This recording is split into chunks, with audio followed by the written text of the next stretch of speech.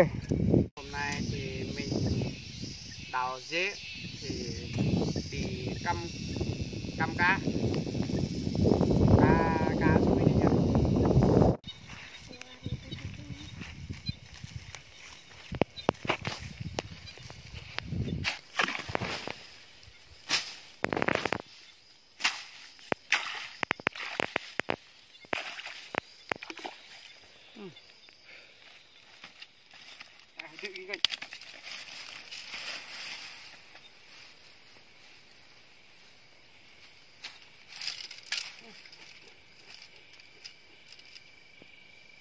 Iya bener tuh. Nah, đây.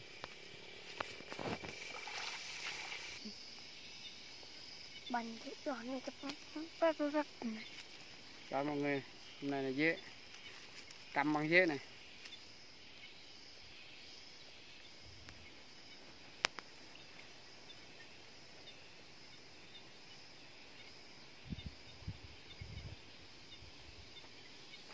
Như thế này nha.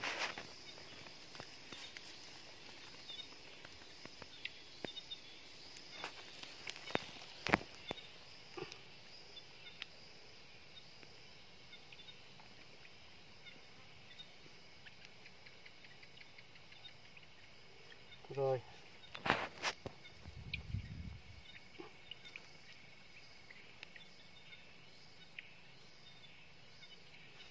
Ok.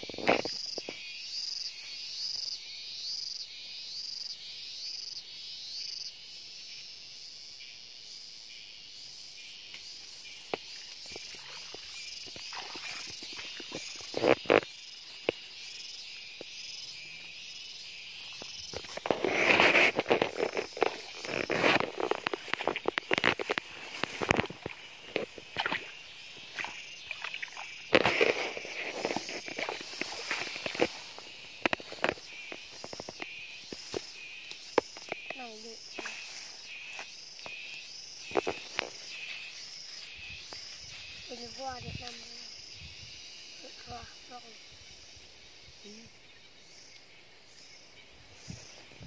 Này, được này.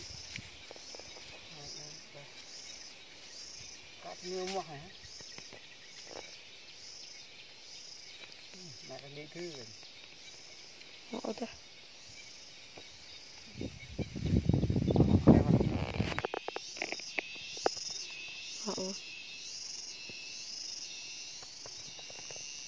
Họ gần như họ đi con luôn rồi. Đi cho. Bài. Thạc lên nhé.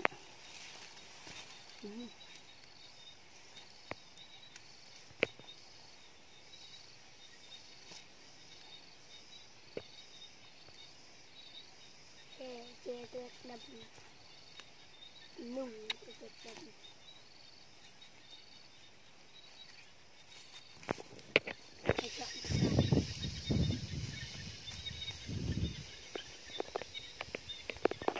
Lo con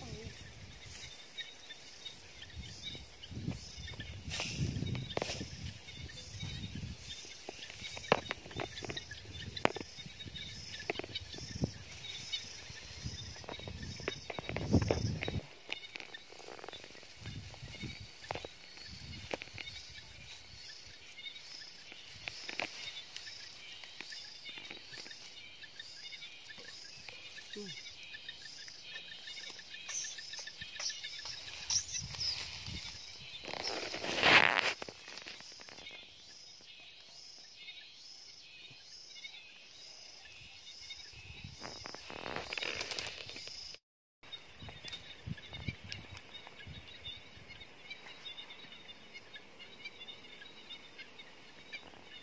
người xem nha, cái này là căm, cái này là sắp tối rồi, cái này là vừa sắp sống. Diselokan untuk diselokan mereka.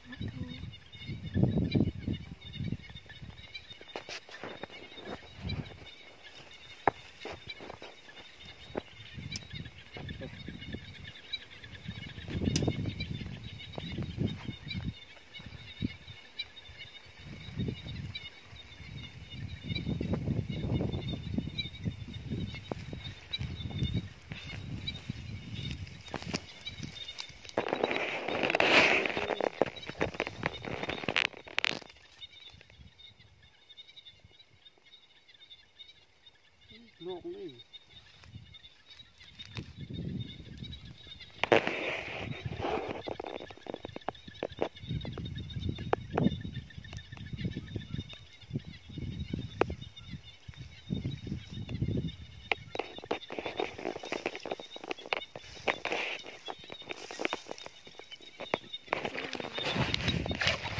Bạn lên đi để mà gãy.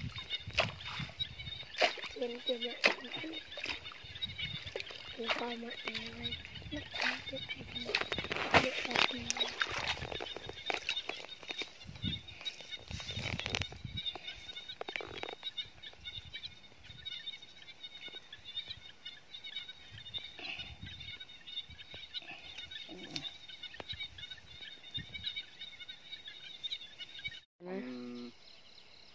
Xin chào nha. Hôm nay thì mình đi kiếm cá, mình đi căm cá. Hôm nay thì mình đi tìm, đi xem. Mọi người theo dõi nha. Hôm nay mình đi tìm thì mình căm cá. Đây dính đi đấy. Dính đi mọi người ơi. Đây, mọi người xem nha. Bây giờ ok đó. Thì bây giờ đi. Ta cho vô lắm. Đây.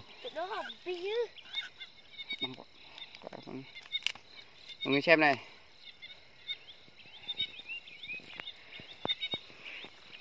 Một con nha. Dừng lại. Đây nha. Đây. Con này cùng con. Ủa, con này dính rồi. Đây. Ô đây.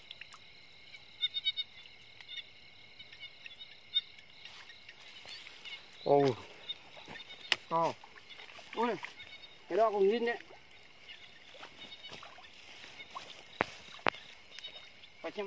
Đây mọi người ơi, cái này còn tre này.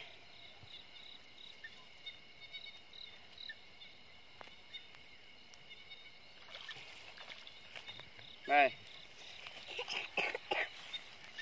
3 con rồi.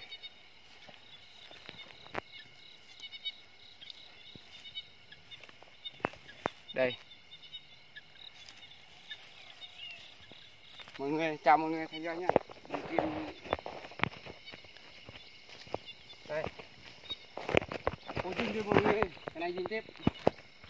Đây.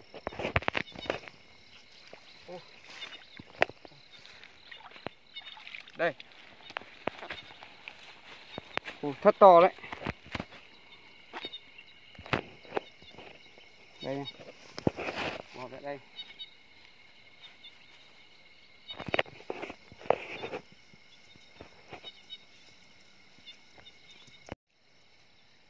Mọi người nha.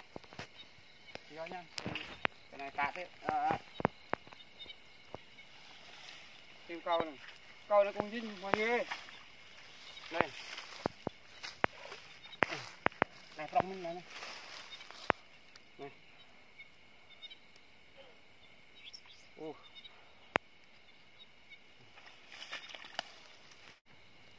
Bốc đi vào về ra này coi. Ba cái nhỉ? Mình sẽ đây, lây này.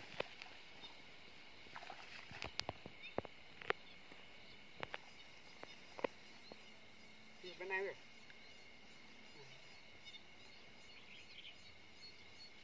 Cái này còn hung dinh.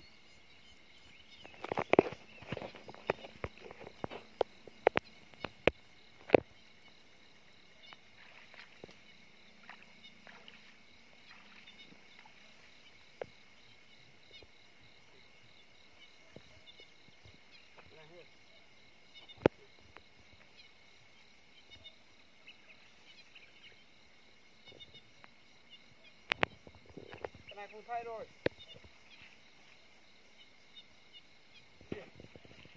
Cái này có vặn đấy.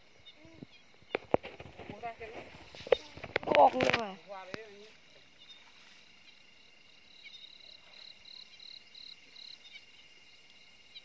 Này. Ô. Này có bao ve được này.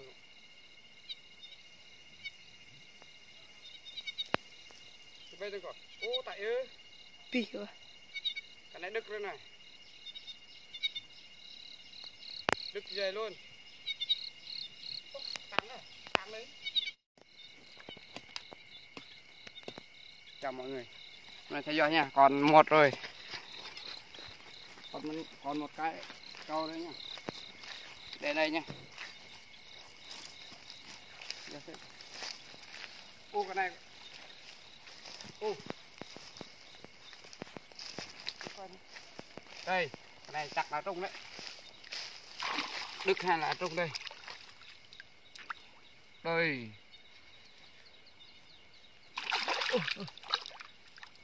Ô. Tỏ thật.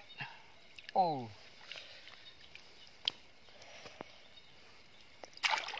À.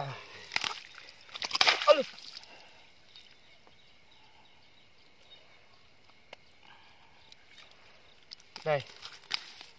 Cá lọc to quá mọi người ơi.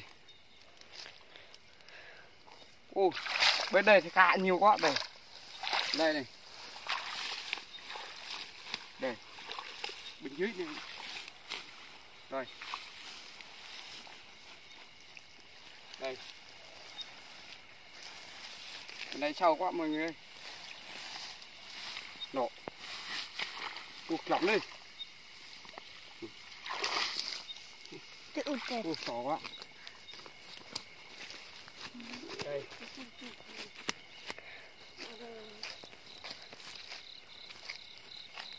Đây.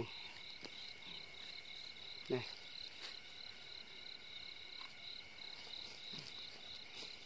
Mọi người nhìn to không? Sâu con, bên đây còn một con này.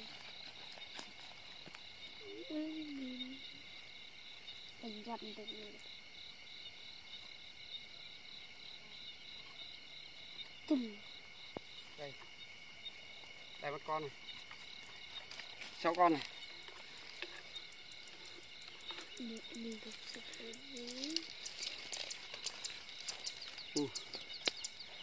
Thật là to này mọi người ơi. Qua đây. Yeah. Cá lọc khổng lồ. Đây là 2 con to thật. Đấy. Đây con to này. Mấy cá te con to. Một con này nhỏ này. Một con này nhỏ quá. Thôi. Bye mọi người nha. Hôm nay mình về thôi.